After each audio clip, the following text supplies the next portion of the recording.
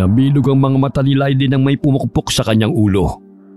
Napalingon siya sa taong may gawa nun sa kanya at malakas niyang sinuntok ito sa mukha ng paulit-ulit hanggang sa bumagsak sa sahig.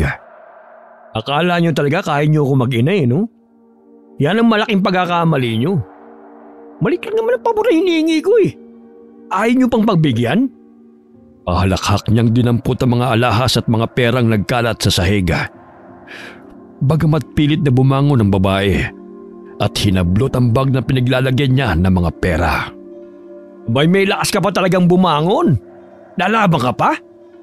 Nandidilat ang mga matang ginilitan niya ng leeg si Criselda at napapangising tinitignan lamang ito habang naghihingalo.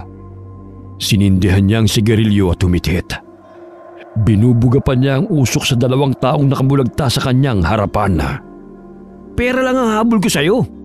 Sa katunayan nakakadiri kang matanda ka Amoy lupa ka na. Pwe! Maya-maya'y hinila niya ang mga dugo ang katawan at isinilid sa malaking maleta.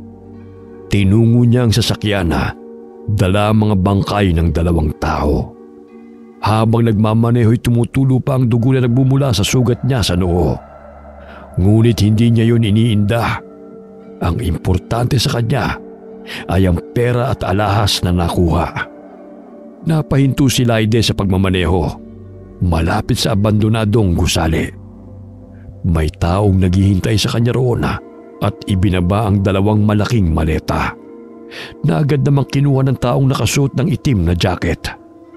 Ikaw nang bahala dyan. Panlaman din yan sa sikmura. Nanlaban Kaya yan ang inabot nila. Hindi ko naman gustong patayin Kaso sinaktan ako kaya napikon ako. Kaya't yan ang inabot ng walang hiyang mag-inang yan. Baka may nakakita sa ginawa mo. Sus, kahit kailan talaga wala kang bilib sa akin. Walang nakakita, malinis ako magtrabaho. Ikaw nang bahala sa mga buwisit na yan at lilinisin ko lang yung mga kalat ko. Pinaharurot ni Leyden ang sasakyan habang humihit-hit ng sigarilyo. Napangisi pa ito habang sumasagi sa kanyang isipan kung paano niya pinatay ang mag-inang Criselda at Dali. Nadat na ni Dali na binubugbog ni Leyden ang kanyang ina. Halos kalahati ng edad ng ina ang agwat sa nobyo nito. 32 si Leyden habang ang ina'y 62. Pinalampas ni Dali ang inis sa lalaki. Dahil nakikiusap ang kanyang ina, nahayaan na lamang silang 2. Kaya't paminsan-minsan na lamang si Dali bumibisita sa ina. Ganun na lamang ang galit ng dalaga kay Leyden, sapagkat alam niyang hinuhututan lamang ito ang ina. Hindi nga siya nagkamali sa kanyang hinala nang madatna na sinasaktan ni Leyden ang inang si Criselda. Pinipilit ng lalaki na isalin sa pangalan ni Leyden ang ari-arian ng matandang babae. Ngunit hindi pa rin ito ginawa. Ang gusto ni Leyden na kahit kalahati ng mana ay ipangalan sa kanya dahil matagal-tagal na rin silang nagsasama. Mahigit 2 taon na rin ang kanilang relasyon ngunit hindi pa nagagawa ni Criselda ang kanyang nais kahit palagi niya itong kinukulit. Kung tutusin, sukang-suka na ako sa yung matanda ka Kung di lang talaga kailangan, nako, hindi ako magdidisang 2 taon na makasama ka. Ngayon mapapakinabangan ko na rin ang pera at bahay mo. Ang damot mo Kaya nararapat lang sa inyo yan ang anak mong maldita. Nanlilisik pa ang mga mata ng lalaki na makikita sa replika ng salamin habang tinutungo ang bahay. Yan ang kinahantungan ng mga taong matitigas ang ulo. Nakakapagod magbait-baitan sa'yo, tanda. Hindi kagwapuhan si Leyden, ngunit malakas ang karisma sa mga byuda at matatandang babae dahil sa hubog ng kanyang katawan. Bagamat may mga marka ng mga tigyawat sa muka, ay hindi yun alintana ng mga babaeng may katandaan na kapag siya'y nagsasalita na. Mabilis niyang napapahulog ang loob ng mga babae dahil sa taglay niyang matamis na dila, samahan pa ng baritonong boses. Madalas ang nakakarelasyon niya ay mga may edad. Nakikilala niya mga ito dahil isa siyang dance instructor sa ballroom. Nagpahinga si Joy sa paglalakad dahil sa pananakit ng kanyang mga kasukasuan. Malayo-layo na rin ang kanyang nilakad upang maghanap ng trabaho na maaari niyang pasukan. Pudpud na rin ang swelas ng luma niyang sapatos at sumisilip na rin ang hinalaki ng daliri niya sa paa. Ang hirap maghanap ng trabaho, lalo na't hindi pa ako nakapagtapos ng kolehiyo. Hindi naman ako kagandahan at hindi pinalad sa height. Hay nako, kailan pa ba ako makakahanap ng trabaho nito? Sa dinami-dami ng pinasahan ko, wala pang tumatawag. Nakaramdam na rin siya ng gutom, kaya't kumain na siya ng baon niyang biskwit. Pamasahe pa uwi na lamang natira sa kanyang pera, kaya't pinagtisan na lamang niya ang natitira niyang pagkain. Napahinto siya sa pagnguya nang may marinig na tugtog ng musika sa isang karinderya na may mga palamuti pang lobo sa labas. Naku, may bagong bukas yata. Matingnan nga. Inayos niya ang kanyang sarili at dali-daling naglakad patungo ng karinderya. Pangiti siyang pumasok sa pintuan at hinanap ang may-ari ng kainan. Ilang sandali lumabas ito mula sa kusina, bit-bit ang mga putahe. May mga inihaw rin kaya natakam si Joy nang maamoy yun. Magandang araw po, ma'am. Naghahanap po ako ng trabaho. Baka may bakante po kayo riyan. Kahit anong trabaho po, pwede ako. Oo, meron. Sa katunayan, kailangan ko talaga. Lalo na't kabubukas pa lang ng karinderya. Nagbabaka sakali akong lumago ang negosyo ko rito.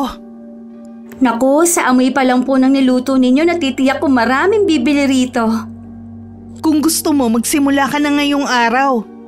May kasama ka na rin si Elsa. Siya nag-iihaw. Huwag kayong mag-alala sa ibang putahe. Ako talaga ang nagluluto. Lalo na ang libreng sopas para sa mga customer natin. Talaga po ba, ma'am? Maraming salamat po. Kailangan ko po talaga ng trabaho. Sige, kukuha muna ako ng apron mo ha. Para naman matulungan mo na si Elsa dyan sa paghahanda ng mga gagamitin natin. Walang pagsidla ng tuwa si Joy na matanggap siya sa trabaho. Hindi na niya pinalampas pa yun kahit tagahugas siya ng pinggana. Unang araw pa lamang ng pagbubukas ng karinderya ay marami na ang kumakain. Kinulang ang libreng sopas dahil sa sarap nito. Maging si Joy hindi mawari ang lasa ng mga niluluto ni Tina. Lalo na ang espesyal na sopas. Kakaiba ang pagkaluto nun sa mga putahe na kanyang natikman dahil sa sobrang sarap nito. Maraming salamat po talaga sa inyo, Ma'am Tina. Hindi ko po sukat akalain na dito lang pala ako makakahanap ng trabaho. Tsaka, isang sakay lang po ako mula rito pa uwi ng bahay. Pasensya ka na ha. Kasi napasaba ka agad sa dami ng tao. Huwag kayong mag-alala. Kapag lumaki tong karinderya natin, magdadagdag ako ng tao. Inabutan ni Tina sina Joy ng 200 sa unang araw ng kanilang trabaho. Bukod sa kanilang sweldo, ay may tip pa silang natanggap sa kanilang amo. 9:00 na nagsara ang kanilang karinderya na dapat sana'y 7:00 lamang ng gabi dahil dinagsa ng customer ang karinderya. O paano? Bukas uli ha? Siguro dapat mga 7:00 nandito na kayo para naman maaga tayong makapagbukas. Walang problema po, ma'am. Maraming salamat po ulit.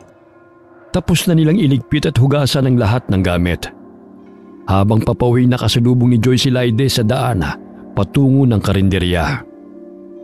Sir? Sa karinderya ho ba ang punta ninyo? Sarado na po kasi kami. Ikaw ang bagong tauhan dyan sa karinderya. Hindi naman ako kakain May pupunta lang ako malapit dyan. Ay, pasensya na po. Akala ko kasi customer. Tumango-tango ang lalaki. Sabay na tumalikod habang humunguya pa ito ng bubble gum. Napabuntong hininga si Joy at nagpatuloy sa paglalakad patungo sa paradahan ng tricycle. Nang makarating sa bahay, ay patakbong tinungo ni Joy ang silid ng ina't kapatid. Nag-alala na rin si Aling Belen dahil 9:00 na ng gabi ay hindi pa siya umuwi. Nay! Natanggap po ako sa trabaho kaya ginabi po ako.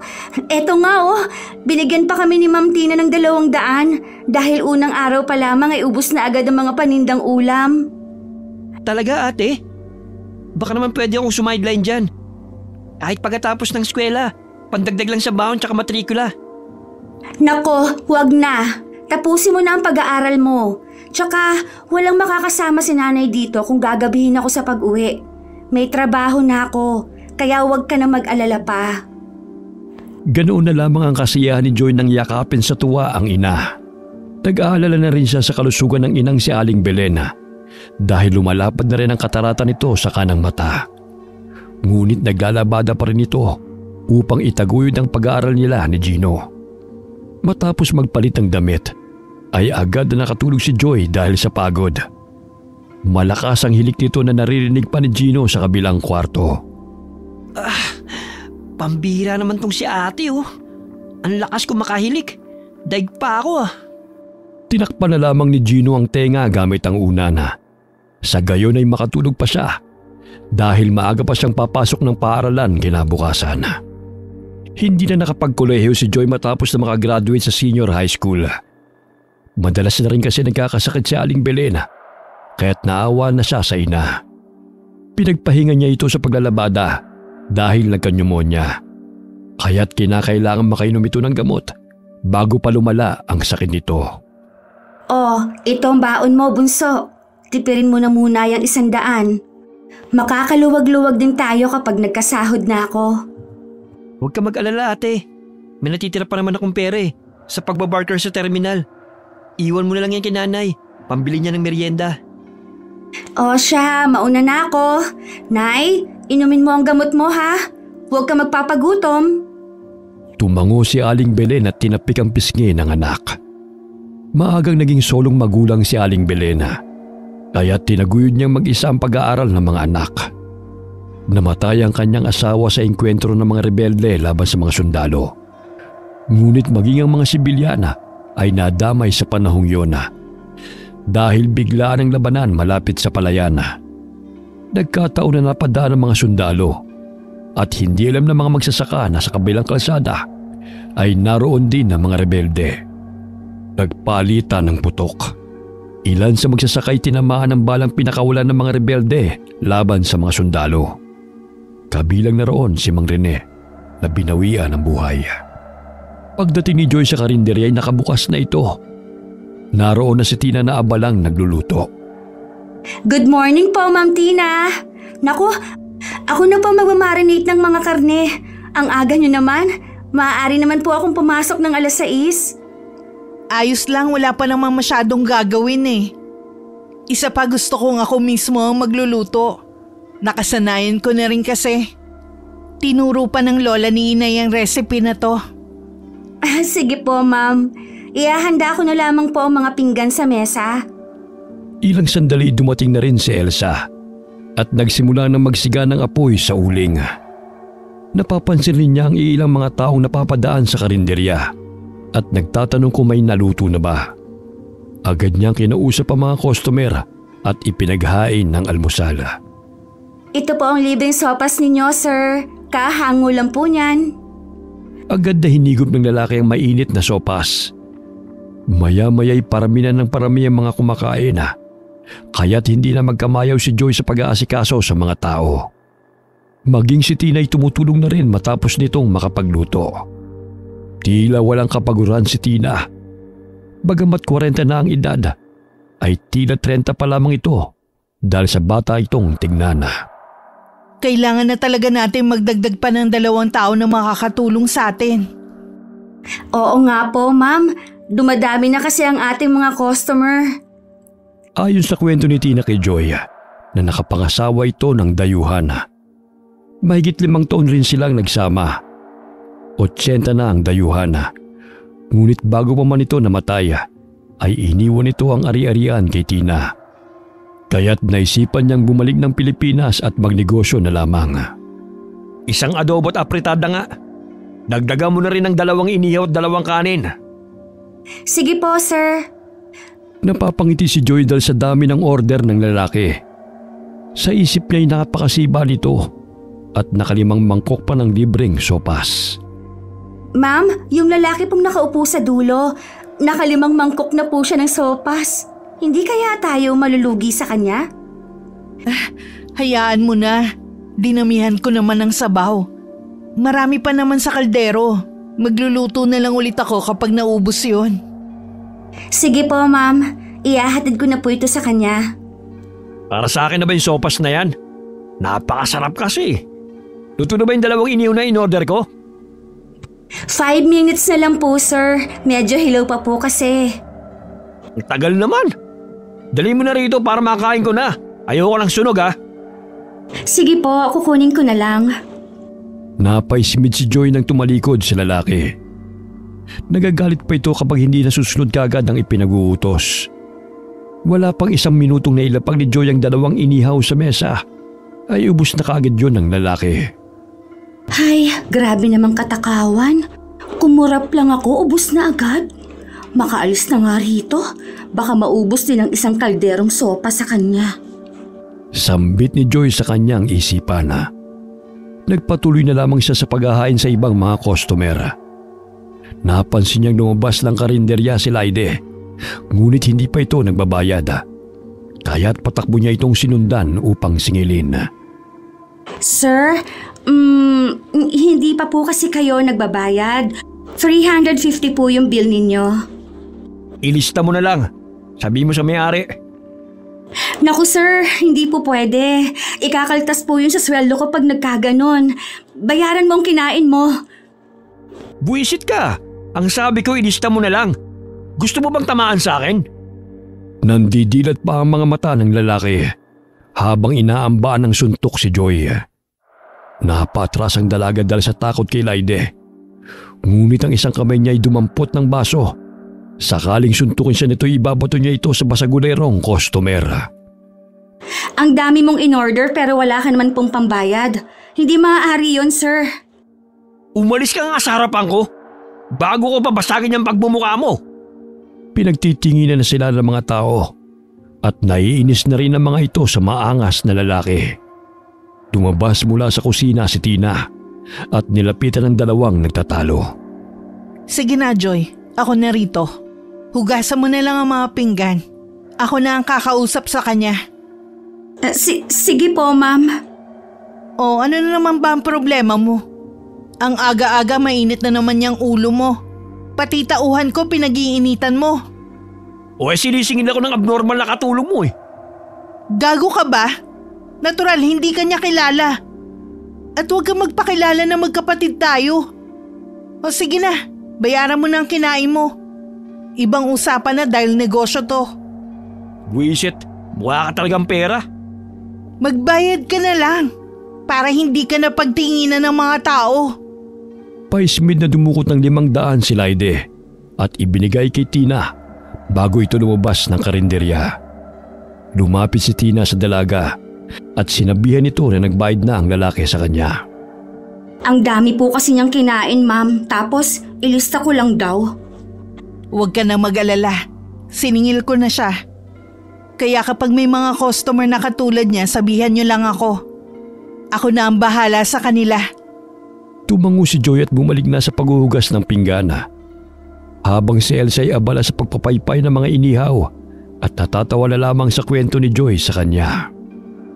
Hindi talaga may iwasan na may ganyang klase ng customer. Ang dami ng kinain pero ayaw magbayad. Mabuting at napansin mo siya bago makaalis. Sa kanya pa lang tila mauubos na ang libreng sopas Loko-lokong tao na yun 1 linggo pa lamang.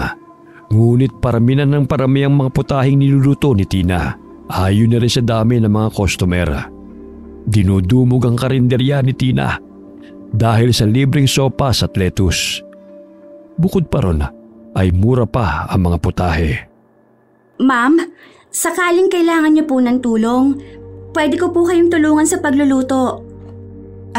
Kaya ko na to. Pero magdadagdag ako ng tao para may mag-aasikaso sa mga customer. At tutulong sa inyo ni Elsa. Lumalago na rin kasi tong karinderya Hindi na kaya ng 2 tao lang. Baka may kakilala ka. Ipasok mo rito. Sige po. Tamang-tama. Si Myra nakaklase ko nun. Nagtanong sa akin nung nakaraang araw. Aba, sabihan mo siya. Para makapagpahinga naman kayo ni Elsa. Bukas na bukas po, sasabihin ko sa kanya. Tsak na magiging masaya yon. Palaging nag-overtime sa trabaho si Joy. Lingguhan ng kanilang sahod at malaki-laki ang ibinibigay ni Tina sa kanila. Basta't masipag lamang at hindi reklamador sa trabaho. Wow ate! Ang daming grocery ah! Aba, may ensimada pa na paborito ko. Napadaan kasi ako sa sari-sari store, kaya naalala ko kayo ni nanay. Alam kong paborito niyo ang ensamada. Tsaka bumili rin ako ng gamot at vitamins ni nanay. Nasa na ba siya? Maagang nakatulog ate. Mabuti na raw ang pakiramdam niya. Bukas sasamahan ko siya sa follow-up check-up niya sa doktor. Ay oo nga pala. Oh, etong pamasahin ninyo. Tsaka may sobra na yan para pang merienda ninyo. Ay grabe! Yayamanin na tayo ngayon ah. Loko-loko, 500 yayamanin agad. Dati kasi 100. Halos 1 linggo ko pang tinitipid eh. O siya, iligpit mo na tong pinamili ko. Pagod ako. Gusto ko na matulog. Ako na ang bahala sa mga dala mo. Tatapusin ko lang itong sinusulat ko. Magpahinga ka na rin dyan. Hindi pa dinadalaw ng antok si Gino. Kaya't matapos ang kanyang mga takdang aralin, ay pinandar niya ang radyo upang makinig ng balita. Ayon sa balita, ilang buntis at mga bata nang nawawala. Ngunit wala pang nakakaalam kung sinong nasa likod ng kidnapping. Sa Karatig Baryo lang yun ah. Sana naman huwag nang umabot dito sa amin. Napakadelikado na talaga ngayon. Bata't matanda, wala na talagang kawala sa mga taong masasama. Kinuha niya ang tsako na palagi niyang ginagamit sa pag-iensayo ng martial arts. Ibinigay pa yun ng kanyang tiyo Ramona sapagkat kinahiligan nito ang arnis at tsako. Ang tiyo rin ang nagturo sa kanilang magpipinsan kung paano gamitin ang mga yon sapagkat idolo nito sina Jackie Chan at Jet Li. Kailangan ko na ulit mag-ensayo ng self-defense. Mas mainam na maging handa kaysa naman sa walang alam. Kinaumagahan na.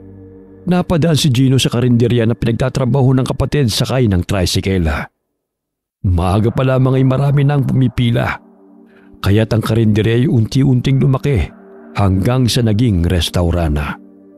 Dinadayo na rin yun ng mga taong naninirahan sa Karatig Baryo. Napapadalas na rin ang pagpunta ni Laide sa kainan. Ngunit sa araw na yun ay may kasama itong babae na may katandaan. Ano ba yan? Ang sagwang tignan? Akala talaga nila sila lang ang tao. Dito pa talaga nagsusubuan at naglalambingan. Yung babae parang teenager lang ha. Tapos, ang lalaki may kakapalan ng mukha. Akala mo naman kung sinong gwapo. Pinutakte naman ang pimple marks ang pisngi. Bumalik na naman yung lalaking yan dito. Nako, bantayan mo yan ha. Baka lumabas naman ng walang bayad. Nako, di mangyayari yon. Hindi ko talaga siya tatantanan. Oh, ito. Luto na ang inihaw na order nila. Dalhin mo na sa kanilang mesa. Bago pa lang gamin yan, kasama ang mamasang niya. Ay, oo nga no. Parang lola na niya ang kasama niya. May jowa na, may lola pa. Age doesn't matter. Mapapasana all ka na lang talaga. Napabuntong hininga si Joy at lihim na natatawa habang lumalapit sa mesa ni Laide. Napatigil lamang ang mga ito sa paglalambingan nang nilapag ni Joy ang kanilang order sa mesa. Good noon po. Ito na po ang order ninyong inihaw. Tsaka andito na rin po ang free na sopas. Mamaya dagdagan mo yung sopas ko ha. Gusto ko kasi maraming sabaw para may lakas ako mamaya. Sige po sir. Ilang kaldero po ba? Ilang mangkok po ang kaya ninyong ubusin? Basta! Dalhan mo na lang ako rito pag naubos to. Umalis ka na nga. Naririndi ako sa pagmumukha mo Lihim na napaismid si Joy nang tumalikod. Halos maduwal pa siya nang hinalikan ng lalaki sa labi ang babaeng kasama nito. Sa hinuha niya ay mahigit 60 na ang edad nito. Ew! Kala mo naman kagwapuhan kung makaasta. Ang pangit din naman. Feeling pogi ang matching. Joy, kasama mo na ba ang kaibigan mo? Mamaya po ma'am. Mga alauna raw po siya pupunta rito. May inasikaso lang po kasi siya kanina. Mabuti naman kung ganon. Siya nga pala. Mga 6:00 tayo magsasara mamaya. Meron kasi kung pupuntahang importanteng meeting. Ganun po ba, ma'am? Sige po, isasalin ko na lang po yung sopa sa isang kaldero para mahugasan ko na po yung malalaking kaldero at kaserola. Kayo na muna ang bahala rito ha. Magpapahinga lang ako sa kwarto. Kapag dumating ang kaibigan mo, sabihin mo na lang na pwede na siya mag-umpisa ngayon. Ikaw na ang bahala magturo sa kanya kung anong gagawin. Walang problema po, ma'am. Sige po, magpahinga na po kayo. Kami na ni Elsa ang bahala rito. Ilang sandali narinig ni Joy na naguhurumentado na naman ang lalaking kanyang kinaiinisan. Kaya't kumuha siya ng malaking mangkok at inilagay sa mesa ng lalaki. Ito po, sir, ang libreng sopas ninyo. Sigurado akong hindi kayo mabibitin. Iniinsulto mo ba ako? Bakit ang laki-laki ng mangkok na yan? Ay, hindi po. Sa katunayan, nireserve ko po yan sa'yo. Kagaya ng sinabi mo na dapat may lakas ka mamaya. Kaya ayan, hindi ka mabibitin.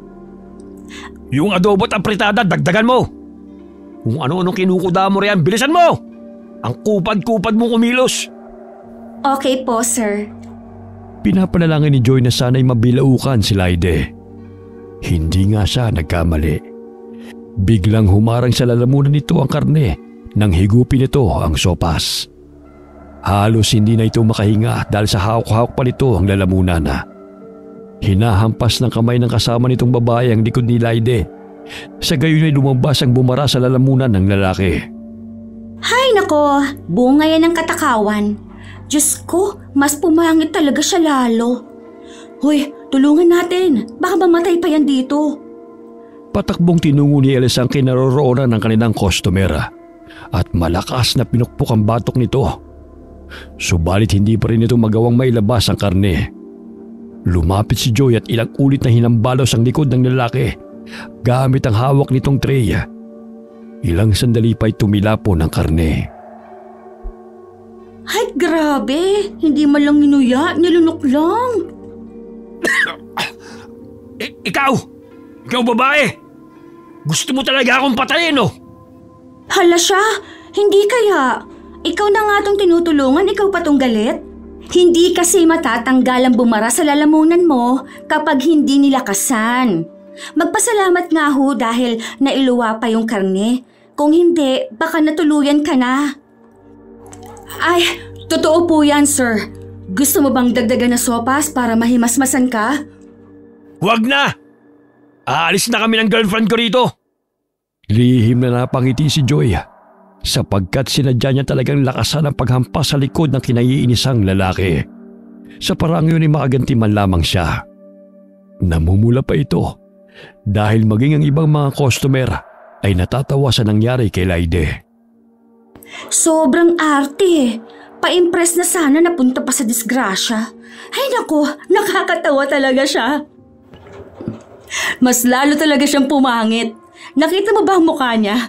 Halos lumuwa ang mata niya. Ay, sandali. Nakabayad na ba sila? Ah, oo. Inabutan ako ng pera ng kasama niyang babae. Hindi kaya diskarte lang niya yun para hindi siya ang magbabayad? Natatawa na lamang si Elsa sa sinabi ni Joy. Ilang sandali na aninaw ni Joy na pumasok sa karinderya ang kaibigan niyang si Myra. At palinga-linga pa ito na animoy may hinahanap. Kaya't sinalubong niya ito at sinabihan ng kaibigan na maaari na ito magsimula sa trabaho. Agad na nagligpit ng mga pinagkainan si Myra. Habang si Joy ay nagsimula ng maghugas ng mga pinggan. Napakunot ang kanyang noo nang makita ang sangkap ng sopas na maihalin tulad sa balintataw ng tao o hayop. Hindi yun nahiwa. Sa hinuhan niya ay nakalimutan lamang yung hiwain at agad na inilagay sa sopas. Mata siguro ito ng baka. Ayon na rin sa special recipe na sinasabi ni Ma'am Tina.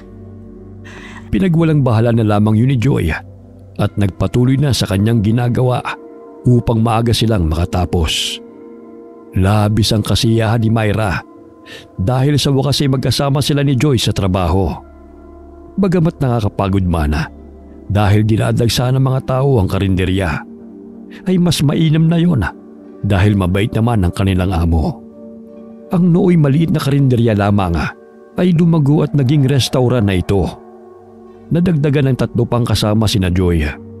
Ngunit parami din ang parami ang nababalitang nawawala sa mga karatig baryo. Ginabi sa pag-uwi sina Gino kasama ang 2 pinsan na kasing edad nito. Nanggaling sila sa computer shop dahil may proyektong tinapos. Napahinto sila sa paglalakad nang mapansin na may humarang na kotse sa kanilang harapan. Nakaramdam ng kaba si Gino at ang 2 pinsan nito. Naalala ng binatilyong dala niyang tsako sa tuwing gagabihin siya sa pag-uwi. Mga tol, alam niyo bang daan papuntang San Jose? Malayo pa ho rito ang San Jose. Diretso nyo lang po yung daan, sir. Ganun ba? Ang Sitio Bantod. Wala pong sitio banto dito sa baryo. Baka nagkakamali po kayo ng daan. Napansin ni na Gino na may 2 lalaking bumaba sa itim na kotse. Wala silang nakitang plaka, kaya't kinabahan na sila. Marahang binuksan ni Gino ang bag upang kunin ang tsako dahil sa kahinahinalang kilos ng mga lalaking kanilang kausap. Wala ring dumaraang ibang tao sa oras na yon. Ang tsako ay kahoy sa magkabilang dulo, habang sa gitna ay kadena. Ilang sandali biglang sinakal ng isang lalaki si Greg, kaya't agad na binunot ni Gino ang tsako mula sa kanyang baga. Lumabas rin ang kotse si Laide upang ipasok ang mga binatilyo sa sasakyan. Ngunit malakas siyang hinampas ni Gino gamit ang tsako, dahilan na tamaan ito sa mukha. Lintik kang bata ka. Sino kayo? Anong kailangan nyo sa amin? Huwag nang marami pang tanong kung ayaw nyo masaktan pa. Kinuha ni Laide ang samurai sa loob ng kotse at pangisipa itong lumapit sa binata. Lingid sa kalaman ng mga ito na ang 3 magpipinsan ay maalam sa martial arts. Muling hinampas ni Gino ang kamay ng lalaki na may hawak ng patalim, dahilan na mabitiwan niya ito. Tinadyakan siya ni Gino sa sikmura, dahilan na mabuwal si Laide mula sa kinatatayuan nito. Napakatapang mong bata. Mahuli lang kita pag hihiwa-hiwalayin ko yung katawan mo. Kayo palang mga salarin. Hindi ako papayag na isa sa amin na mabiktima nyo. Patpatin man ang katawan ni Gino, ngunit maliksi itong kumilos katulad sa 2 niyang pinsan. Nanimoy nakikipagpatintero sa mga kalalakihang sumusugod sa kanila. May takip na mga itim na maskara ang mga mukha ng mga lalaki, kaya't hindi nila ito nakikilala. Bumunot ng baril si Laide, ngunit maliksing tumalon si Gino, tinadyakan muli ang kamay ng lalaki, dahilan na nagngingit-ngit ito sa galit. Sumampa si Gino sa ibabaw ng kotse at paulit-ulit na sinipa ang panga ng kanyang kalaban, dahilan na magmumug ito ng sariling dugo. Ganon din ang pakikipagpambuno ng 2 niyang mga pinsan sa 2 lalaking sumusugod sa kanila. Nasugatan si Greg sa tagiliran dahil sinaksak siya ng lalaki.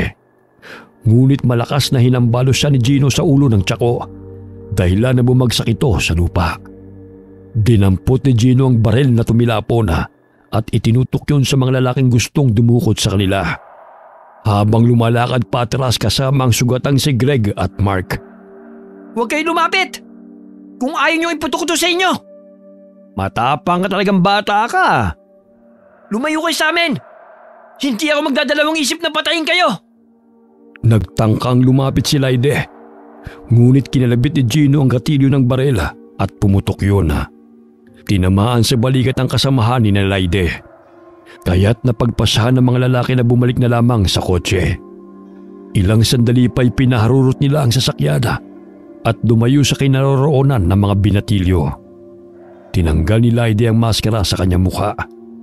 Malaki ang natamo niyang pasa sa kaliwang mata at dumurugo rin ang kanyang ulo. Buwisit na batang yun Unang beses ako nakainkwentro ng ganong katapang na binatilyo. Muntik pa tayo mapatay nun Namimilipit sa sakit ang kanyang kasama dahil sa bumuong bala sa balikat nito. Nanginginig ang mga kamay ni Gino na nabitiwan ng barela. Dahil sa putok ay nakaagaw yun ng atensyon sa mga taong naroon sa computer shop. Malayo-layo na yun ngunit bumalik ang mga binatilyo upang humingi ng tulong upang malapatan ng pangunahing lunas si Greg. Tulungan niyo po kami! May sugat po ang pinsan ko!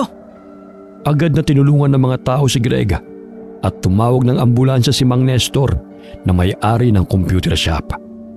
Ipinagbigay alam din nila sa mga otoridad ang muntik ng pagdukot sa kanila. Samantala, pumarada ang itim na sasakyan sa tapat ng malaking mansyon. Inalalayan nila ang sugatang kasamahan na papasok ng bahay. O ano nangyari sa inyo? Bakit ganyan ang mga itsura nyo? Hayop na binatilyong yun. Muntik na kami mapatay. Ang lakas ng loob na kalabanin kami. May dala ba kayo para sa mga lulutuin ko bukas? Nakikita mo bang itsura namin, ha? Eh di wala. Kami pa nga ang bugbog sarado sa mga binatilyong yun eh. Eh paano na yan? Wala akong maluluto dahil wala kayong dala para sa akin. Ang lalampan nyo naman. Ang lalaki ng katawan ninyo. Dinaig pa kayo ng mga bata. Wala na rin makakain at maiinom na sariwang dugo sina amang at inang. Ngayong araw lang to. Minalas eh. Bukas dodobling kung dadaling ko rito. Inilabas ni Tina ang mahaba niyang dila patungo sa sugatang lalaki. Animoy sinipsip niya ang sugat nito. Maya-maya'y lumabas ang bala. Dahilan na makahinga ito ng maluwag. Lahi sila ng mga aswang. Konti na lamang sa kanilang natitira. Dahil tinutugi sila ng mga tao. Kaya't palipat-lipat sila ng tirahan at pinoprotektahan ng bawat isa. Gumagamit ng baril si Laide, ngunit nag-iingat siyang hindi sila masugatan o matamaan ng bala. Dahil matagal maghilom ang kanilang sugat, dulot ng tanso. Ngunit makakayanan naman nilang hawakan yun. May natitirang karne pa naman dyan eh. Pagkaasahin mo na lang. Hay nako, ewan ko sa'yo. Kung ano-ano kasi yung inaatupag mo. Hoy, Tina. Baka nakakalimutan mong kapatid mo ako. Hindi mo ako utusan. Hindi ako nakakalimot. Pero ikaw ang kapatid na kapag kumilos palaging may bayad. Tumalikod si Tina dahil sa inis sa kapatid. Tinungo niya ang kusina at doon binaling ang inis kay Laide. Hiniwa niya ang tiyan ng babaeng buntis at dinukot ang sanggol sa tiyan nito. Tinadtad niya ang sanggol dahil yun ang gagamitin niyang sahog sa gagawin niyang sopas. Nasisiguro kung maaga mauubos ang mga paninda ko dahil sa kamangmangan ng kapatid kong yun. Sinipsip ng babae ang utak ng sanggol upang pakalmahin ang sarili. Tanging ang babaeng buntis na biktima na lamang ang natitirang karne na magiging putahe sa kanyang restaurant at natitiyak niyang kukulangin yun kinabukasan. Lumapit si Elsa sa kanya at tinulungan siya sa pagtadtad ng mga karne.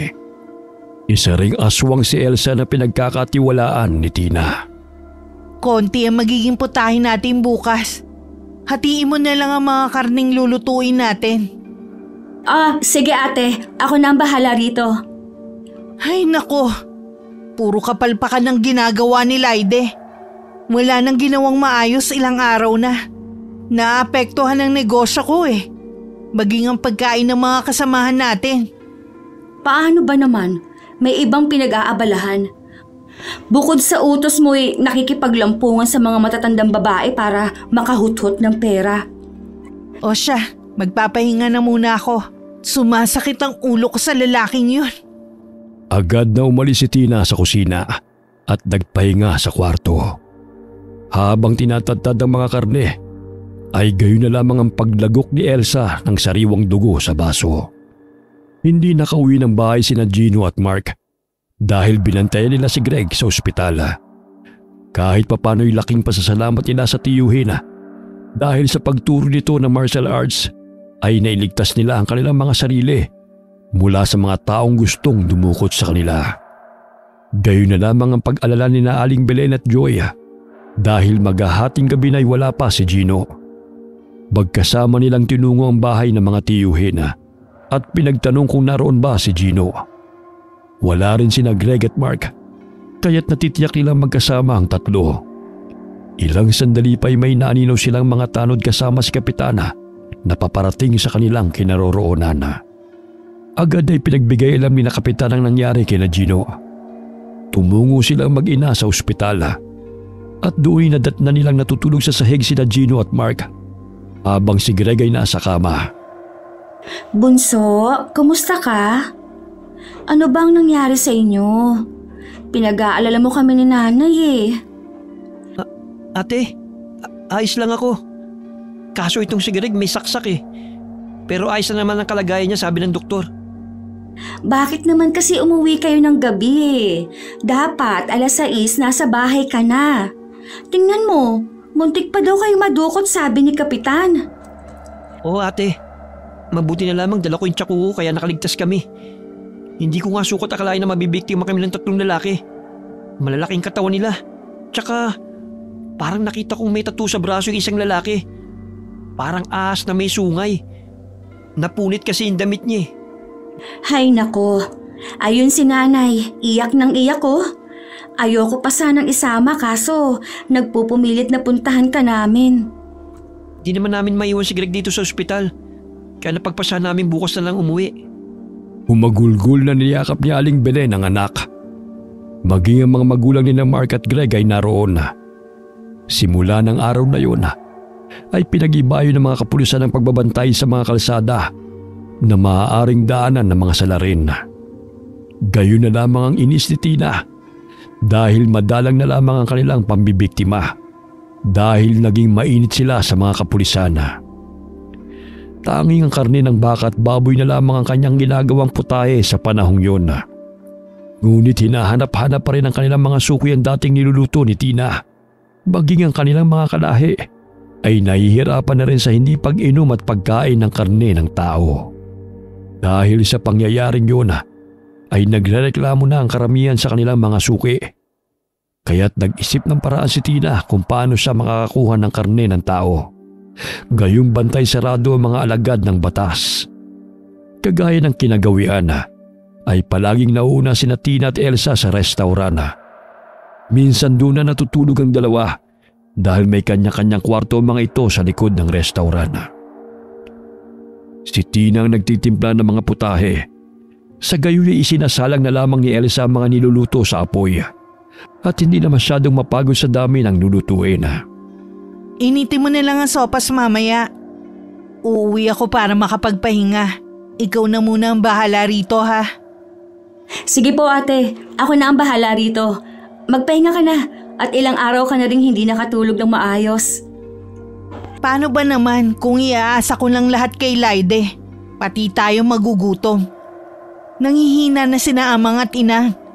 Maging sila naaapektuhan na dahil wala tayong nakukuhang karne ng tao.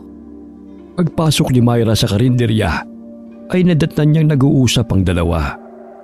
Maya-maya nagsidatingin na rin ang iba pa nilang kasamahan. Kaya't agad siyang pumasok sa kusina at inihanda ang lahat ng mga pinggan at basong gagamitin. Ipinalam niya kay Tina na hindi papasok si Joy dahil na-ospital ang kapatid nito. Bumalik ng mansyon si Tina at nadatnan niya si Laide na aalis. Oh, saan ka na naman pupunta? Ayusin mo na muna ang itsura mo at huwag kang lalabas ng bahay nang hindi ka pa magaling. Dahil sa kamangmangan mo, naging mainit tayo sa mga pulis. Minalas lang kami. Hindi na mauulit yun. Sugod ka kasi ng sugod nang hindi nag-iisip eh. Akala ko ba malinis ka kung magtrabaho? Kasing lampa mo rin ng mga tao mo. Alam mo, ang ingay mo. Isang beses pa lang naman kami nabubulilyaso Ang dami mo ng satsat dyan. Kaya maghahanap muna ako ng ibang mauutusan. Dahil naging matumal na ang benta ko sa restaurant. Hinahanap-hanap ng mga suki ko ang dating putahing niluluto ko. Abala sila Myra sa pag-aasikaso sa mga customer, maging ang kanyang mga kasamahan. Naiwan sa kusina si Elsa na nooy patuloy na nag-iihaw ng mga karne. Hindi napansin ni Elsa na pumasok ng kusina si Myra. Isinubo nito ang sariwang karne at palinga-linga na ininumang baon nitong dugo na isinilid sa bote. Pinahid pa nito ang dugo na tumulo sa kanyang baba at muling itinago ang bote na naglalaman ng dugo sa ilalim ng kabinet. Ganun na lamang ang pagkabigla ni Myra nang makita ang ginawa ni Elsa. Nagkubli siya sa kurtina upang hindi siya mapansin ni Elsa. Ilang sandali pumasok sa banyo si Elsa Kaya't dali-daling tinungo ni Myra ang kabinet at kinuha ang bote na may lamang likido. Naamoy niya ang lansa nito. Hindi siya nagkakamali na sariwang dugo yun. Narinig niya na may paparating, kaya't dali-dali siyang umalis sa kusina at bumalik sa pag-aasikaso sa mga customer. Myra, maaari bang kumuha ka ng 1 galon ng toyo sa stockroom? Naubos na pala rito. May paggagamitan lang ako. Mababanag ang pagkaligaga sa mukha ni Myra na tumungo sa stockroom.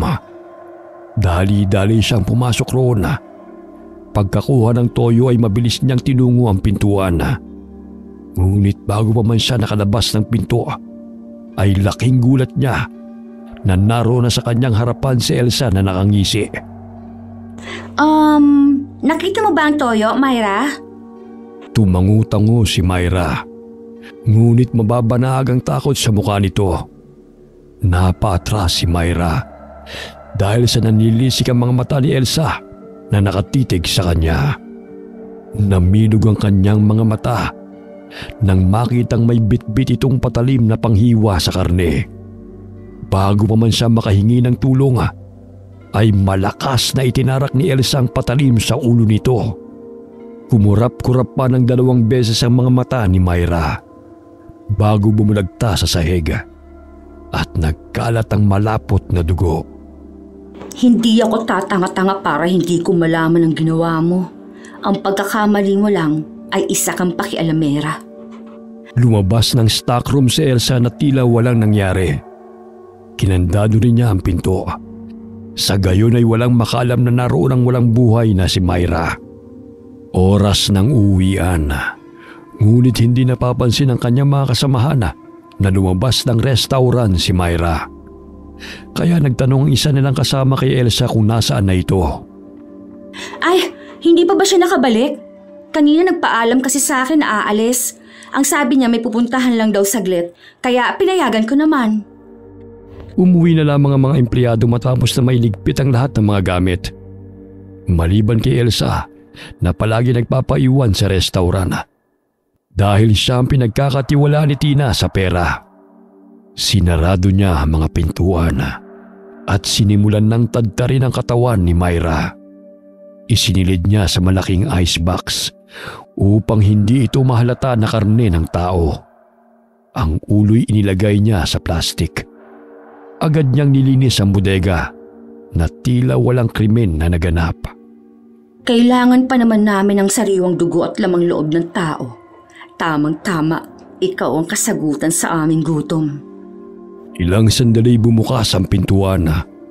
Batid ni Elsa na si Tina yon dahil ito lamang ang may hawak na susi ng restaurant bukod sa kanya. Oh, ano yung hawak mo? Bakit parang abala ka yata rito? Oh, itong ulo. Paborito ni na inang at amang. Pakialamera kaya pinatay ko na lang. Baka may nakaalam sa ginawa mo, ha? Sa susunod, huwag kang pumatay rito. Nilinis ko na ang lahat at walang bahid na dugo sa paligid. Isa pa, tinadtad ko na ang katawan niya at lulutuin na lang natin bukas. Dadalhin na lang natin kay na amang ang mga kamay at paa. Itong utak, baka gusto mo sa'yo na. Huwag na. Gagawin ko munang sopas yan. Nagrereklamo na kasi ang mga customer dahil umiba na raw ang lasa ng luto natin. Pakuluan mo na lang ang mga karne. Tsaka siguraduhin mong wala kang naiwang bakas dyan, ha? Sunugin mo ang mga gamit ng babaeng yan para hindi tayo mabisto. Hindi ako katulad ng kapatid mong puro kayabangan ng pinaiiral. Sinabi ko sa mga tauhan natin na lumabas ng restaurant si Myra, tapos hindi na bumalik. Basta siguraduhin nyo lang na walang makakaalam ng sikreto natin. Alam mo namang ito lang ang paraan para tayong mabuhay. Maagang pumasok ng trabaho si Joy. Sa dalay nakasalubong niya si Aling Maria at hinahanap nito ang anak. Hindi ito umuwi kagabi galing trabaho. Hindi po ako pumasok kahapon dahil nasa ospital po kami ni Inay. Ipagtatanong-tanong ko po sa aking mga kasamahan kung nakita nila si Myra. Bangiyak-ngiyak ang ginang sa paghahanap ito sa anak. Kahit may katigasan ng ulo si Myra, ay hindi naman ito nagagawang hindi umuwi ng bahay. Pagdating ni Joy sa pinagtatrabahuhan, ay agad niyang tinanong sa mga kasamahan kung nakita ba ng mga ito si Myra. Ngunit hindi alam ng mga ito kung saan ito pumunta. Lumabas kahapon. Nagpaalam nga sa akin na babalik naman daw siya kaya pinayagan ko. Hindi ko akalain na hindi pala siya bumalik rito hanggang sa kami ay magsara na. Naku, saan kaya yun nagpunta? Nag-aalala na si Aling Maria sa kanya. Baka may kinatagpo. Kahapon kasi napansin ko na parang aligaga siya eh. Tapos yun, nagpaalam siya sa akin na aalis saglit. Wala naman siyang nabanggit sa akin na may boyfriend siya. Pero may nanliligaw sa kanya. Baka tinganan na siya. Naku, wag naman sana. Umihikbing naguhugas ng mga pinggan si Joy. Ilang sandali nahulog ang kutsara, kaya't dinampot niya ito. Napansin niya na may ilang beads sa sahig. Naalala niya na gawa sa kulay berde na beads ang pulseras ng kanyang kaibigan. Dinampot niya yun at hinanap pa ang ibang beads sa sahig. Oh, anong hinahanap mo riyan? Wala, nahulog kasi tong kutsara, kinuha ko lang. Huwag ka nang mag-alala, uuwi rin yung kaibigan mo. Alam mo naman na may pagkapila yang si Myra, di ba? Parang hindi nga makafocus sa trabaho. Napansin ko kasing panay tingin sa cellphone niya nun. Oo, may katigasan ng ulo nun. Pero hindi naman yung naglalayas. Baka na-inlove na talaga ang kaibigan mo, kaya hindi niya sinasabi sa'yo ang lahat ng ganap niya sa buhay. Malungkot ay pinagpatuloy ni Joy ang paghuhugas ng mga pinagkainan. Ngunit sumasagi sa kanyang isipan kung bakit nagkalat ang mga beads na napigtas katulad sa pulseras na pagmamayari ni Myra. Ilang araw ang lumipas, ngunit wala pa ring balita sina Joy sa pagkawala ni Myra. Lahat ng kamag-anak, kaibigan at kakilala pinagtanungan na nila. Ngunit walang sino man ang nakakaalam kung saan siya naroroon. Ipinagbigay alam na rin ng kanyang pamilya sa mga kapulisan dahil 1 linggo na itong nawawala. Hindi kaya isa siya na biktima ng mga mandurukot, ate? Gaya ng muntik na kami makidnap.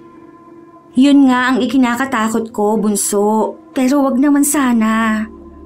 Alam mo, ate, narinig ko sa balita na maaaring ibinibenta ng mga mayayamang pamilya ang mga laman loob ng mga biktima.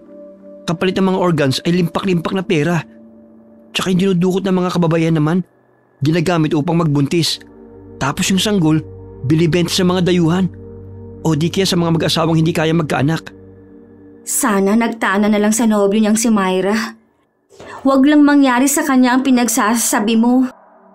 Kaya ikaw, ate, mag-training ka ulit ng self-defense. Di ba magaling ka sa arnis? Dati yon, pero ewan ko lang sa ngayon. E di mag-ensayo ulit tayo. Matutuwa si Tio Ramon kapag may makakasparing na naman siya ulit. Sige, pag may panahon ako, sa susunod na day off ko na lang siguro. Hindi natin alam kung kailan susulpot ang masasamang loob na yan. Kaya kahit papano, madepensa natin ang sarili natin sa panahon ng kagipitan. Gusto pa sanang matulog ni Joy dahil day off niya nung araw na yon. Bagamat pinilit siya ng kapatid na pumunta sa bahay ng kanilang tiyo. Pinsan si Tio Ramon ng kanilang ama. Nadat na nilang nagtuturo ito ng martial arts sa mga bata ng libre sa tuwing araw ng linggo. Isa siyang guro sa PE. Ngunit nakahiligan niya ang martial arts, kaya nasisiyan siya magturo sa mga kabataan. Umanga pa rin si Tio Ramon sapagkat kahit papano'y maliksi pa rin kumilos sa magkapatid at kailangan lamang na mag-ensayo upang mas lalong gumaling ang mga ito. Naku, pasimple ka lang, ate. Pero ang galing mo pa rin sa arnis. Ay, parang kinakalawang na nga ako eh. Sus, kinakalawang na ba yun? Kung hindi ka nabundulang van, edi sana nung high school, ikaw ang representative sa arnis. Si Tio pa naman ang nagtuturo. Natitiyak ko mananalo ka. Pero ayaw ng tadhana. Nasayang lang ang pag-iensayo ko dahil sa walang modong driver ng van na yon. E di ipagpatuloy mo ngayong magaling ka na. Tsaka magaling ka na naman eh. At malakas pa yung mga binti mo. Hindi ka napilay. Binting stainless? Hay naku, iba ang galaw ko noon kumpara ngayon. Kaya nawalan na talaga ako ng gana, bunso. Pero ngayon kailangan mong bumalik sa martial arts. Hindi lang dahil sa palaro sa eskwelahan, kundi makaligtas sa mga taong halangang kaluluwa. Dumidilim na kaya nagpaalam na ang magkapatid kay Tiyo Ramona. Ganun na lamang ang tuwa ng tiyuhin ang bumisita ang mga pamangkin sa kanya. Madalas ay inaabutan niya ng pera si Gino sa tuwing pumupunta ito sa kanya. Kaya't ganun na lamang ang pasasalamat ng pamangkin dahil laking tulong yun sa kanyang pag-aaral. Nakaramdam ng gutom ang magkapatid kaya tinungo nila ang bakery malapit sa isang hotel. Habang naglalakad sa gilid ng kalsada ay naninaw ni Gino ang isang lalaki na may tattoo sa braso na ahas na may sungay. Muling sumagi sa kanyang isipan ng lalaking muntik nang dumukot sa kanila. Magkatulad ang guhit sa kanilang mga braso. Nakasando lamang ang lalaki sa oras na yun. Bakat ang matipuno nitong katawan. Ate, tignan mo yung lalaking yun, oh. Yung lalaki na may kausap na babae. Yung tattoo sa braso niya, katulad sa tattoo ng kidnapper na muntik na dumukot sa amin. Naaninaw ni Joy na pamilyar ang mukha ng lalaki na itinuturo ng kapatid. Hindi siya nagkakamali na yun ang lalaking kanyang kinaiinisan na palaging kumakain sa restaurant na kanyang pinagtatrabahuhan. Siya? Kidnapper? Mas daig pa ang holdupper kung kikilatasin lang pagmumuka eh. Siya yung lalaking magulang na ayaw magbayad sa restaurant. Kahit ang daming ino-order. Aba, ibang babae naman ang kausap Kaso matanda pa rin. Bahagyang napalingon sila din sa kinaroroonan ng magkapatid. Kaya't biglang yumuko ang dalawa. Naanimoy may hinahanap sa kanilang baga. Ilang sandali pinaharurot ng lalaking sasakyan sa kayang babaeng kausap nito. Sigurado ka bang siyang dumukot sa inyo? Parehong-pareho kasi yung tattoo niya eh. Tapos yung hubog ng katawan, magkasinlaki rin sila. Puro matatandang babaeng nakakarelasyon ng hinihinalang kidnapper na yan. Hindi kaya isa lang ang pakay niya? Ang magkapera? Sa bagay, mukhang pera naman talaga siya. Hindi nga imposible. Manmanan natin siya. Baka may kinalaman siya sa pagkawala ni Myra. Kailangan natin maghanda. Natitiyak kong may masamang hangarin talaga ang lalaking yan. Pabalik-balik ng istasyon ng pulis si Aling Maria. Ngunit wala pa ring balita tungkol sa pagkawala ni Myra. Maging si Joy tumulong na rin sa paghahanap sa kaibigan. Buhat ng pinaghihinalaan na ni Joy si Laide ay muling dinala ng dalaga ang kanyang foldable arnis stick. Sa unang tingin ay simpleng maliit na stick lamang yun. Ngunit kapag pinindot na ang dulo ay humahaba ito. Pinagawa pa yun mismo ng kanyang tiyo Romana at iniregalo pa sa kanya nung siya ay nasa high school dahil sa parehong pagkahilig sa arnis. 9:00 na ng gabi kaya nagligpit ng mga gamit at naglinis ng restaurant sina Joy. Marami-rami na rin mga basura kaya kinuha niya ang 3 supot upang itapon sa labas. Hindi inaasahan na sasabit ang isang garbage bag sa nakausling pako sa mesa. Kaya't napunit yun at nagsilaglagan ng lamang basura. Nandilat ang mga mata ni Joy nang matagpuan ang ponytail na pagmamayari ni Myra. Maging ang shoulder bag nito. Kay Myra to Pero bakit nandito pa ito kung umalis nga siya? Lumapit si Elsa sa kanya. Ngunit maagap niyang naisilid ang mga gamit ni Myra sa garbage bag. At tanging ang mga plastik na laman ang nadatnan nitong nagkalat sa sahig. Naku, hinay-hinay lang. Bakit hindi ka nagpatulong kay Lino? Ayos lang naman. Tsaka tapos ko na ang mga gawain ko. Oo siya, ako na magmamap dito. Itapon mo na lang ang mga yan. Hindi may paliwanag ni Joy ang kabang naramdaman. Sumasagi sa kanyang isipan na may kakaibang nangyari sa kanyang kaibigan at hindi ito nakipagtanan. Diyos ko, ano ba talagang nangyari sa'yo, Myra? Magparamdam ka naman upang malaman kong totoo. Nang marating ang pinagtatapunan ng mga basura, ay agad niyang kinuha ang mga gamit ni Myra. Naroon sa loob ng bagang wallet ng kaibigan na nagpapatunay na hindi ito umalis sapagkat naroon pa ang pera nito. Kailangan kong tuklasin kung anong totoong nangyari. Marahil ay may matinding lihim sa likod ng kanyang pagkawala. Hinayaan na lamang ni Joy ang mga gamit ng kaibigan sa basurahan sapagkat kapag kinuha niya yun ay malalaman ni Elsa na kinukutuban na siya ng masama.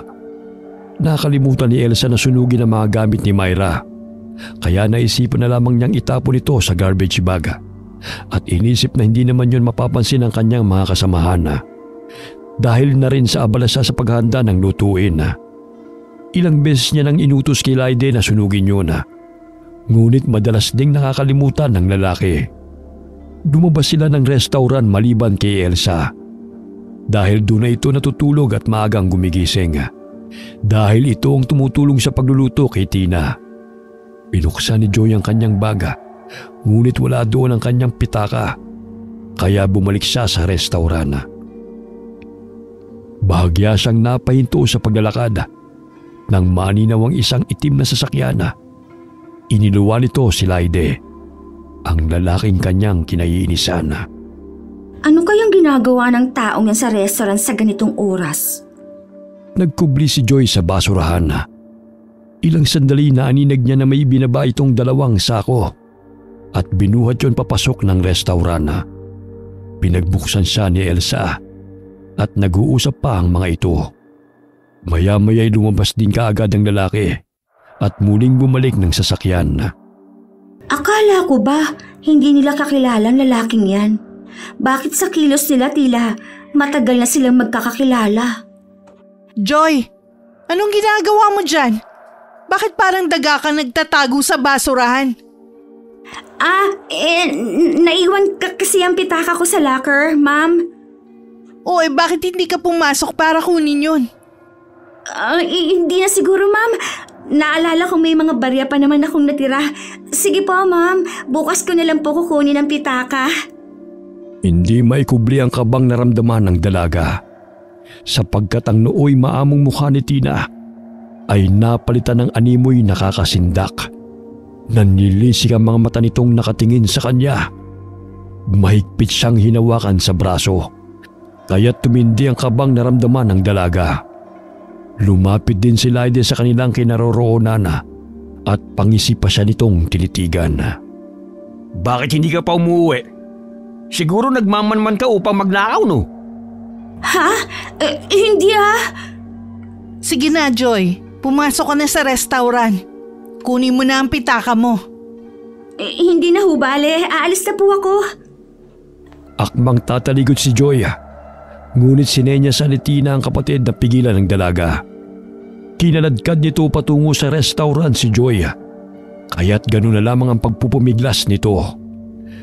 Hindi sinasadyang nabuksan ang cellphone ng dalaga at aktong sa numero ni Gino ang otomatikong nadayal. Hello, ate? Hello, ate? Anong nangyayari sa'yo? Aray! Aray, bitiwan mo akong lalaki ka! Hello, ate? Nasaan ka? Ano ba nangyayari sa'yo? Kinabahan si Gino nang marinig ang boses ng kapatid sa kabilang linya. Kaya naisipan niyang lumabas ng kanilang bahay at sunduin ang kapatid sa pinagtatrabahuhan nito. Hindi niya naginising pa ang ina, sa gayon na hindi na ito mag-alala pa. Kinuha niya ang tsako at tinungo ang barangay. Ngunit tanging si Mang Domeng at Luis na kagawad lamang ang naroon. Manong, parang nasa panganib po ang ate ko. Maaari niyo po ba akong samahan sa pinagtatrabahuhan niya? Narinig ko kasi sa kabilang linya na humingi siya ng saklolo. Pakiusap po, tulungan niyo kami. Naiiyak na sambit ni Gino. Humingi ng tulong at sinamahan naman siya ng 2 kagawad. Sakay ng motorsiklo ay tinungo nila ang restaurant kung saan nagtatrabaho si Joy. Huminto sila sa poste. Nakita na may sasakyan na nakahinto sa gilid ng restaurant. Ngunit hindi niya nakita ang kapatid. Sigurado po ako. Parang may kumakaladkad po sa ate ko eh. Wala naman po yung pupuntahan bukod sa restaurant na pinagtatrabaho niya eh. Baka nandito lang po sa paligid si ate. Mag-aalas 11 na yun kaya wala nang napapadang sasakyan at mga tao. Samantala, hinahawakan ni Laide si Joy sa buhok habang kinakaladkad papasok ng restaurant. Bakit ba kasi ang kulit-kulit mong babae ka? Aray! Bitiwan mo ako! Nasasaktan ako! Ma'am Tina, Kilala niyo po bang lalaking yan? Aray! Kapatid niya ako, bakit? Kapatid? Anong gagawin niyo sa akin? Para kasing hindi lang pitaka ang gusto mong kunin eh. Batid ko nagmamanman ka, taghihinala ka na. Naghihinala saan? Wala akong alam sa sinasabi mo. Bitiwan mo nga ako! Binalibag ni Laide si Joy, kaya't napasubsob siya sa sahig. Paulit-ulit siyang tinadyakan ng lalaki habang humingisi pa ito sa tuwing nakikita siyang namimilipit sa sakit. Naaninig ni Joy na matalim na nakatanaw lamang sa kanya sina Elsa at Tina habang sinasaktan siya ni Laide. Kuyom ang kamaong pilit na bumangon ni Joy at dahan-dahan niyang binuksan ang baga at kinuha ang foldable na arnis. Ma'am Tina, Elsa, tulungan niyo ako! Sa ikinikilos mo kasi, Joy, parang may nalalaman ka na eh. Alam mo namang ang pinakaayaw ni Ma'am Tina, ang mausisa, di ba? Wala akong alam sa sinasabi mo, Elsa. Hindi naman ako nanguusisa. Hindi ako bulag para hindi ko makita na kinalkal mong laman ng basurahan. Sa palagay ko'y minakita ka doon. Kaya't ganyan ka na lang kung maghalongkat ng mga gamit sa kusina kanina. Nagkakamali ka, Elsa. Hindi naman ako naghahalongkat ng kung ano-ano. Ay naku, kasalanan mo naman kasi Elsa eh. Ilang beses kong sinabi sa'yo na sunugin mo ang lahat ng mga gamit para walang makakita. Inutos ko yun kay Laide. Nakalimutan daw kunin. Hindi ko sukat akalain na naroon pa pala sa basurahan. Magturuan pa talaga kayong dalawa? O siya, dispatchahin mo na yan para wala na tayong problema. Muling sinabunutan ng lalaki si Joy at iniangat ang kanyang ulo. Walang ano-ano'y pinindot niya ang dulo ng arnis stick at bigla yung humaba. Tinusok niya ang tiyan ni Laide at hinambalo sa maselang parte ng katawan nito ng paulit-ulit. Ganun na lamang ang paghawak ni Laide sa kanyang pagkalalaki dahil sa naramdamang sakit. Aray, buwisit kang babae ka! Babasagin mo pa talaga ang itlog ko Wala namang pakinabang yan eh. Kaya dapat basagin katulad sa pagmumukha mo. Napatras ang lalaki dahil nagulat ito sa ginawa ni Joy. Maging si Tina at Elsa hindi makapaniwala sa galing nito sa arnis. Hinihingal na tumayo si Joy at hinambalos muli ng arnis ang maangas na lalaki. Ganun na lamang ang pagsangga nito habang umaatras. Masasaktan mo nga ako. Ngunit pinapagod mo lamang ang sarili mo. Hindi ka na makakaligtas pa rito. Aray, Anong ginawa ninyo sa kaibigan ko? Saan niyo siya dinala? Hay nako, Laide, ang laki ng katawan mo. Pero bakit parang dadaigin ka pa ng babaeng yan? Tumahimik ka nga dyan kung ayaw mong matamaan sa akin. Sumampa si Joy sa mesa at malakas na tinadyakan sa panga ang lalaki. Dahilan para magsilaglagan ang kanyang mga ngipin at mabuwal sa kinatatayuan nito. Tumalsik pa ang dugo nito sa bibig. Dumampot ng kutsilo si Elsa at ibinato yun kay Joy. Ngunit maliksi itong hinampas ni Joy gamit ang arnis. Hindi ko sukat akalain na matapang ka pala, Joy. May angking galing ka rin pala pagdating sa arnis. Kaso nga lang hindi uubray ang galing mo. Dahil hindi ka na makakalabas pa rito ng buhay. Umapalakpak pang sambit ni Tina. Sa pagkakataong yun ay nasisiguro ng dalaga na hindi nga nagtana ng kaibigan, kundi dinukot o di kay namatay na ito, kagaya ng sinabi ng kanyang kapatid. Mga walang hiya kayo! Ano ang ginawa ninyo sa kaibigan ko? Kahit malaman mo man, wala ka na magagawa pa dahil hindi mo na siya makikita pang muli. Ang sama-sama ninyo! Mga wala kayong awa! Hindi na umuubra ang awa kapag kami at ang mga kalahi namin ay nakakaramdam na ng gutom. Napigtas ang tali sa isang sako. Ganun na lamang ang pagkagulat ni Joy nang makita ang dugo ang ulo ng isang lalaki. Hindi na ito makilala dahil halos madurog na ang laman sa mukha nito sa tinamong sugat. Bakit pinatay niyo sila? Ano ang kasalanan nila sa inyo? Wala naman silang kasalanan, kundi laman sila ng sikmura. Pagkain ng mga yan. Ang nakakatuwa pa'y maging kayong mga tao ay nasasarapan sa karne ng kapwa ninyo. Natatawa pang sambit ng babae habang nakikita ang takot sa mukha ng dalaga. Umaagos na ang mga luha sa pisngi ni Joy.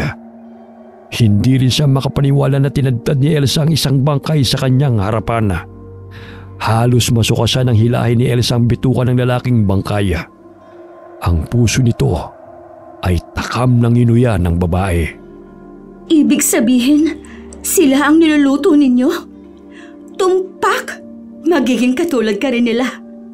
Kung hindi ka lang kasi pakialamera, hindi mo to aabutin. Akmang babangon si Laide. Ngunit biglang tumalon si Joy mula sa mesa at bumagsak sa ulo ng lalaki bago lumipat sa kabilang mesa kung saan naroon ang mga kaldero. Ganun na lamang ang pamimilipit sa sakit ng lalaki nang maapakan ng dalaga ang kanyang mukha na nagdulot ng pinsala sa ilong nito.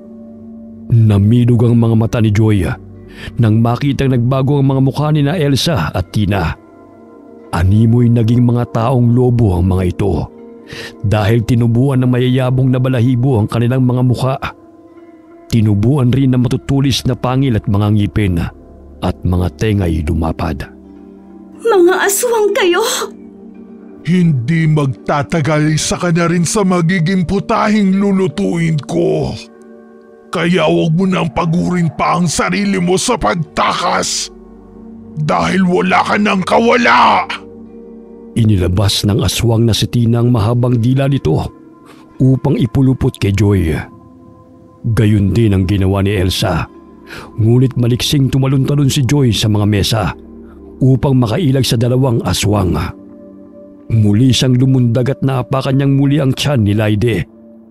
Halos lumuwa ang mga mata nito dahil sa sakit. Hoy! Nayuyupi na mukat katawan ko sa pinagagagawa nyo! Mga buwisit kayo! Animoy lasing na bumangon si Laide. Ngunit malakas na tumama ang kaserola sa kanyang mukha nang sanggay ni Joy ang dila ng dalawang aswang na lumalapit sa kanya. Bumagsak si Laide sa sahig at nahilo sa lakas ng pagkasapok sa kanyang mukha. Isa-isang binabato ni Joy ang mga kaserola at pinggan sa dalawang aswang na sumusugod sa kanya. Ganoon na lamang ang pagngit-ngit sa galit ng mga ito. Kahit anong gawin mo, hindi ka makakatakas. Walang tutulong sa iyo rito. Mamatay man ako, pero sisiguraduhin kong mapapagod at mahihirapan din kayo sa pagpatay sa akin. Dinampot ni Joy ang kutsilyo at ibinato yun patungo sa aswang na si Elsa. Nailagan yun ng aswang, kaya't napangisi ito sa kanya. Muli siyang binato ni Joy ng ulong putol. Nailagan na naman itong muli. Ngunit sa pangatlong beses ay muli siyang binato ng dalaga ng kutsilyo. Sa pagkakataong yun ay namilog ang mga mata ni Elsa nang bumaon sa sentido nito ang patalim. Akala mo talaga maiilagan mo pa yan, ha? Ipararanas ko rin sa'yo ang kamatayan katulad sa sinapit ng mga taong pinaslang ninyo. Bumulagta si Elsa sa sahig nang bumaon sa kanyang ulo ang kutsilyo. Tumalon ang aswang na si Tina sa kinaroroonan ni Joy, kaya't tumakbo ang dalaga patungo sa kristal na pintuan, kung saan tanging yun lamang ang hindi natatabunan ng roll-up. Hindi niya yun magawang buksan dahil wala ang susi. Kinalampag niya ito at tinadyakan, bagamat hindi pa rin niya kayang buksan. Naririnig ni Gino ang ingay ng mga kasirola at binabasag ng mga pinggan mula sa loob ng restauran. Madilim ang paligid at tanging ang ilaw sa poste lamang ang nagsisilbing liwanag. Bagamat ilang di pa lamang ang layo nun sa restauran. Lumapit si Gino at ang dalawang kasamahan nito sa pintuang kristal. Dooy tumambad sa kanilang paningin ang humihingi ng tulong na si Joy. Pilit na binubuksan ni Gino ang pintuan, ngunit hindi niya yung kayang buksan. Mang Luis, tulungan po natin si ate. Nasa panganib po siya. Hindi makapaniwala ang dalawang kagawad nang maninaw ang lumalakad na animoy lobo na papalapit kay Joy. Maging si Gino'y natakot sa kahantungan ng kanyang kapatid. Muling tumakbo si Joy palayo ng pintuan upang hindi siya mahuli ng aswang na si Tina. Paulit-ulit na hinambalos ni Mang Luis ang pinto gamit ng kanilang batuta upang mabuksan ito sa pamamagitan ng pagbasag. Ngunit nahirapan sila dahil makapal yun. Naisipan ni Mang Luis na humingi ng tulong sa mga kapulisan, kaya't agad siyang tumawag sa estasyon ng pulis.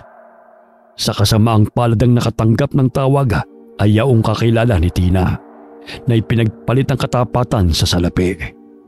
Kaya't wala itong ginawang aksyon at hindi ipinalam sa mga kasama nito ang tungkol sa paghingi ng tulong ng kagawad. Binaba nito ang telepono at muling bumalik sa kanyang pagkakape. Humingi ka pa talaga ng tulong sa mga kaibigan mo? Pero maging sila magiging putay sa restaurant ko. Isa kang malaking hangal. Walang tutulong sa inyo. Dahil ang mga alagad ng batas na inaakala mong kakampi ay tinapalan ko na ng salapi para manahimik. Hindi lahat ng tao ay halangang kaluluwa katulad mo. Hindi lahat ng tao ay matatapalan ng salapi ang kanilang dignidad. Walang kasamaan na nananaig. Yun ang akala mo. Naipatayo ko ang restaurant na ito dahil sa limpak-limpak na salapi. Ang daling masilaw ng mga tao sa pera. Kaya nga nagagawa naming makakuha ng pagkain nang walang nakakahuli sa amin, di ba? Dahil yun sa mga taong mukhang pera! Akala ko'y mabuti ang hangarin mo. Yun pala'y peke ang pinapakita mong malasakit sa aming mga mahihirap. Hinangaan kita dahil sa pagiging mabait mo sa mga bata at namumudmud ka pa ng pagkain sa mga batang lansangan. Yun pala, isa kang mapagkunwari. Huwad! Muling sumampa si Joy sa mesa at hinambalos ng arnis ang aswang na si Tina. Ngunit nahawakan ng aswang ang arnis. Kasabay nun ay binalibag nito si Joy. Dahilan na bumagsak ang dalaga sa katawan ng walang malay na si Laide. Hindi ako papayag na magpatuloy ang kasamaan ninyo. Yun kung mapipigilan mo pa ako. Papatayin kita! Tingnan mo ang ginawa mo kay Elsa, walang iya ka! Pinatay mo ang pisang ko! Tumayo si Joy at naapakan niyang muli ang mukha ni Laide. Ganun na lamang ang ungol ng lalaki. Dahil halos bugbog sarado na ang kanyang katawan sa paulit-ulit na pag-apak at paghahambalos sa kanya. Muling sinugod ni Joy ang aswang na si Tina. Ngunit naaktuhan siya ng aswang at binitin siya pataas. Lumalapat sa kanyang balat ang matatalim na kuko nito. Dahilan na makaramdam siya ng hapdi. Pasensya ka na.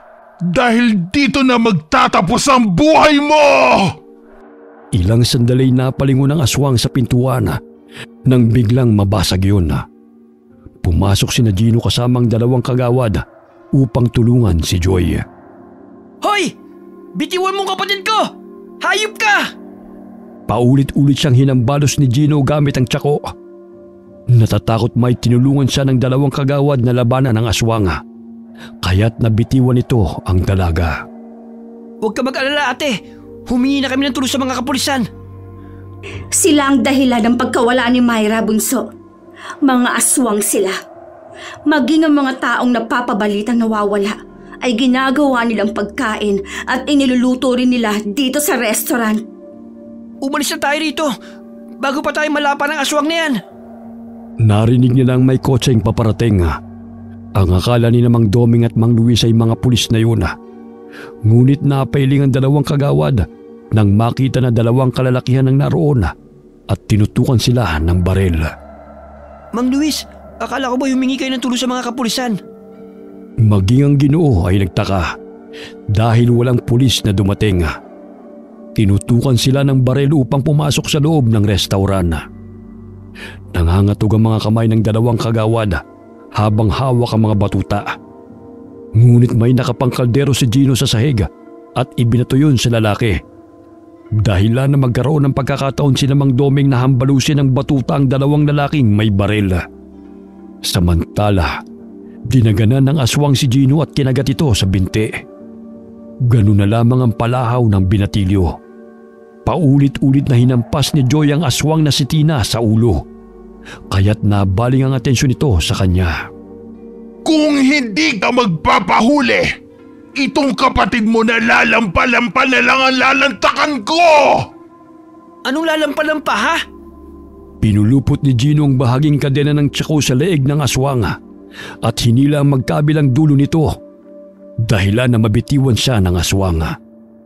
Halos pumutok ang ugat sa mga mata ng babaeng aswang dahil sa hindi ito makahinga. Papatayin kitang aswang ka! Huwag mo siyang bitawan, bunso, hanggat kaya mo. May kukunin lamang ako. Dali-daling kinuha ni Joy ang malaking kaldero at inilagay yon sa ulo ng babaeng aswang. Inusok niya sa katawan ng aswang ang mga tinidor at mga kutsilyo. Ganun na lamang ang atungal nito dahil sa nararamdamang sakit. Namnamin mong sakit kung paano mo pahirapan ang mga taong pinatay mo. Lalo na ang kaibigan ko! Inuha niya ang malaking patalim na ginagamit ito sa paghiwa ng karne.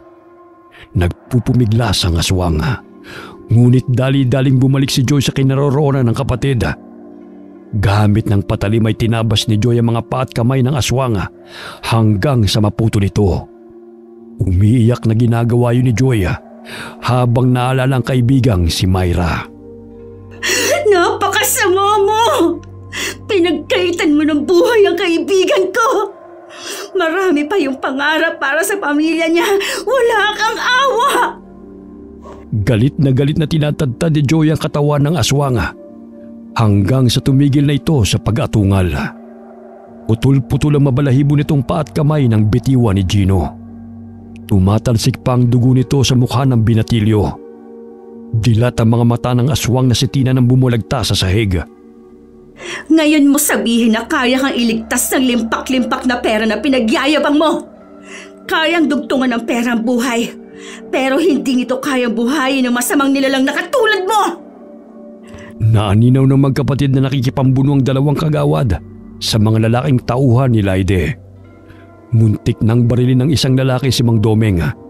Ngunit maagap na hinampas ni Mang Luis ang kamay ng lalaki gamit ng batuta. Dahilan na mabitiwan nito ang baril.